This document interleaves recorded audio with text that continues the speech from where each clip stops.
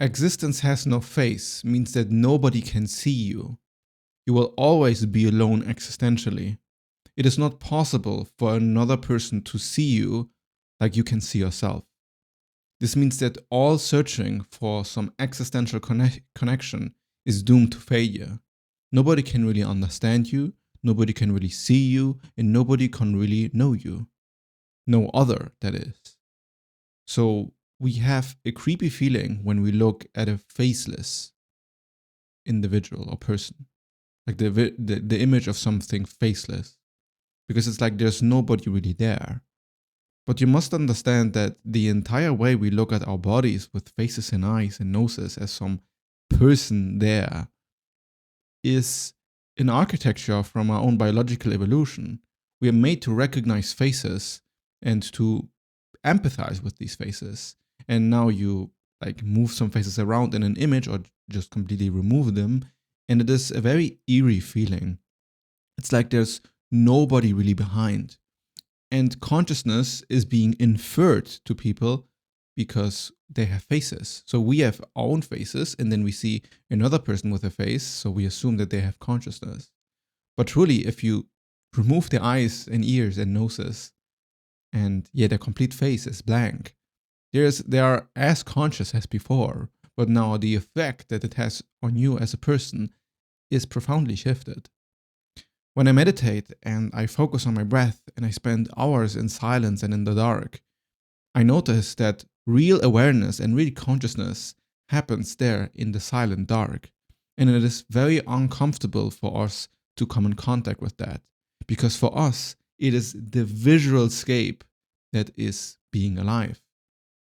For us, it means something important to be able to be recognized as a human and to be seen for how we really are.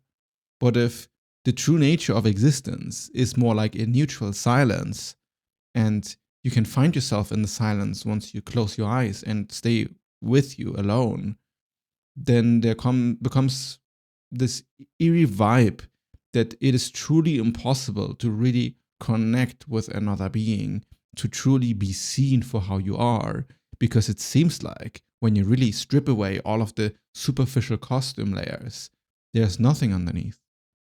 There's no way you can be found or seen. And that's why this attempt to find connection outside of yourself is impossible. Existence is a self-validating tautology. What you are is literally the only possible configuration of what you can be. Because if not, you wouldn't be that. You would be something else. So when you try to connect with another human being, what we try to do is we try to be vulnerable in what we share with another person. We might say something that might make us look bad or make us look good, just so that they can see something that is beyond the surface. And in this attempt, we create a feeling of intimacy where we try to bridge the gap between one conscious experience and another conscious experience. And the way you are building your own personality around this gap is pretty much how your ego functions. So your sense of ego is the need to feel like you can bridge this gap with another person. We generally do this by feeling understood. So when we talk to each other, we like to compare experiences. Like somebody tells you something that happened to them and you say, oh yeah, this happened to me too. Here is an anecdote of my life that reminds me of what you said. And a lot of relationship works in this way. And there are a certain type of character that have this very much overdeveloped.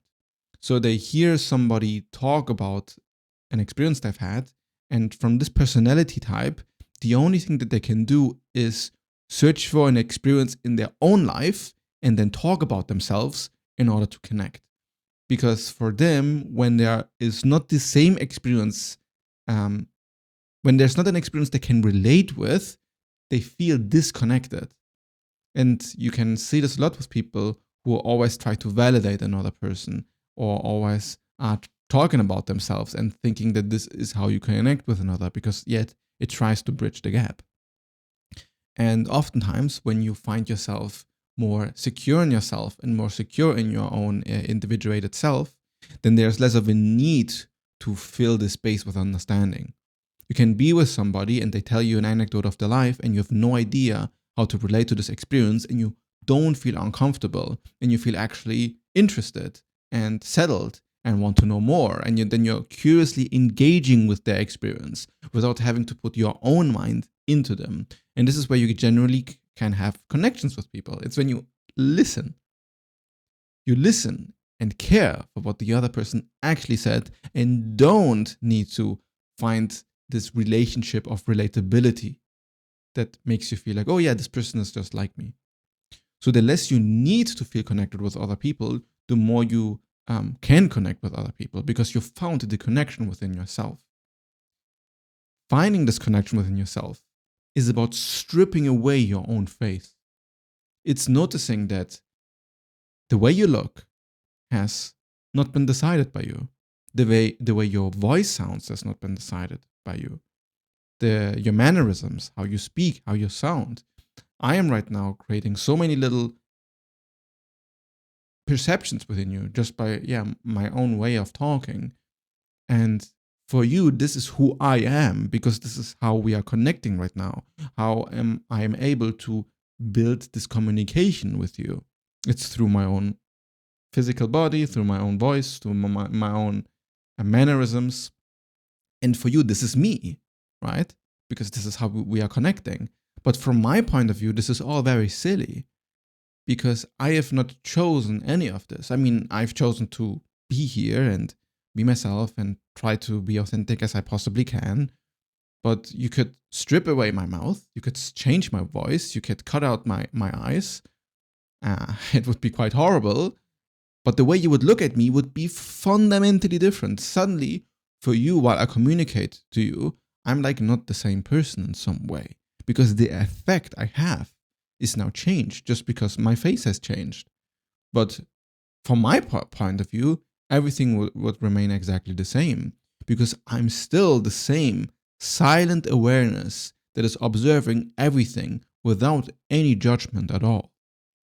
The closer you come into the silence of your own awareness, the more you can feel settled in yourself, the more you feel you actually know yourself. The silent awareness is where the ego can be found and whatever lies beyond the ego, which doesn't judge and doesn't compare. But for this, you need to stay in silence and let the ego show itself to you. And this experience is uncomfortable. When I meditate for long periods of time in darkness, the sensation can be like you are trapped in this darkness. Even if you are choosing to your own accord, investigating your mind in this way, the mind at a certain point wonders, why do I have to be here? Why can I not do anything else? And this desire to push outside of pure darkness is the same need for understanding and connection with another person. Because if you cannot be silent in the dark, it means that there's something like some mechanism running in your mind that wants to engage with reality in order to feel real. And if you just meditate for long enough or stay in silence long enough, now you have to wonder what is actually real here. I do not seem to be my vision. I do not seem to be my hearing. I do not seem to be my smell. Even when I stop thinking, there's something that still persists. And it's this what true self-identity looks like. And it wears no face. It is completely alone. And there's no way another person could ever verify this for you. Only you can go deep enough in your mind and notice that the silent center is where you actually are. And with that, there opens up a lot of experience and possibilities that you haven't realized before, where your life thought to be this pattern that is always predictable and the same, and that you're kind of automatically moving towards because this is just you. This entire pattern removes itself when you move towards silence and look at yourself objectively. And the most objective way you can look at yourself is also the most authentic way you can be in the world. Because if you can really look at yourself, there's nothing to hide. You understand that you are kind of wearing a face and that it is kind of a character you play and that you don't have to take yourself that serious and that whatever connection you can seek with another person genuinely is real and matters, but it is never as intimate as the relationship that you can have yourself with yourself on your own. That's why knowing how to approach the silent center and knowing how to relate to yourself on this fundamental level is really the only way to find genuine existential peace. Because if you can't find it with yourself, with who else are you going to find it? If reality is a tautology, which I explored in my tautology video a few weeks back, then the only way you can be at peace is by fully accepting yourself as the tautology without having still feelings of regret or dislike for existence or the nature of reality or philosophy, but to be fully coherent within your own silence, with your own facelessness. Now, this is difficult to do honestly and objectively from oneself, because as just one being, you're extremely biased to how you function, because the ego doesn't really want to be seen. Like the moment you see how a certain mechanism works, you kind of rob it of its magic. And that's why it's difficult to do it alone.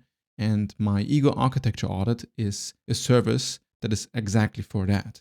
It's for being seen in the most objective manner possible, while stripping away all these ideas of some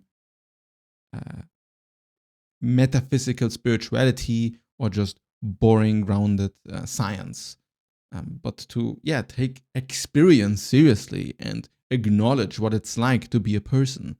And when you really acknowledge how it's like to be a person, you can also acknowledge how it's like to have an ego and what it's like to be in silence and to confront all of your dissatisfaction with life. The more awakened you are and the more liberated you are as a person, the more alone you are. There's a deep aloneness in existential exploration that can be felt into deeper and deeper. And there's usually a certain barrier that you need to cross for things to open up more in your own consciousness. And this barrier feels very intimate and also kind of sad, because in the process of realizing your own aloneness within experience, you start to mourn a lot of stuff. You start to mourn past versions of you, nostalgic memories, the version you wish you were, just life in general, what is happening around the world. Once you see that reality truly is boundless and there's nobody there to verify your own experience ever, and it's kind of impossible for it to be the case, because, well, you know how it's like to be a person, right? It is a very alone experience. You are one consciousness. You are not many consciousnesses, at least from the first person perspective. The more you notice how true it is in all aspects, the more you feel this intimate relationship with your life, with silence, and with the immediacy of experience. Because the amazing thing about all of this is that when we use words, we are abstracting things that are quite immediately visible and obvious. You can watch this entire video again and then wonder how true is what I'm saying in your direct and immediate experience. And if you're following along well, it should be immediately verifiable to you what I'm saying. I'm not philosophizing. I'm not abstracting. I'm talking about the actual facts and the reality of experience. And then you're just using concepts and ideas to illustrate that. Now, if you don't feel alone, you've realized deep loneliness, but you don't feel alone, well, then you are actually exactly where I'm trying to point you. Because just because you are alone doesn't mean that you need to feel lonely. The sense of existential loneliness is precisely because you've not realized yet how alone you actually are. There's still a looking perspective within the consciousness that is wanting to be seen by something other, that wishes there was some sort of other force that gives it meaning or purpose, or some sort of God that guides them through life, or some partner that will go through you to thick and thin. All of these desires for some ultimate other perspective that kind of validates your existence is precisely what needs to be given up for full realization.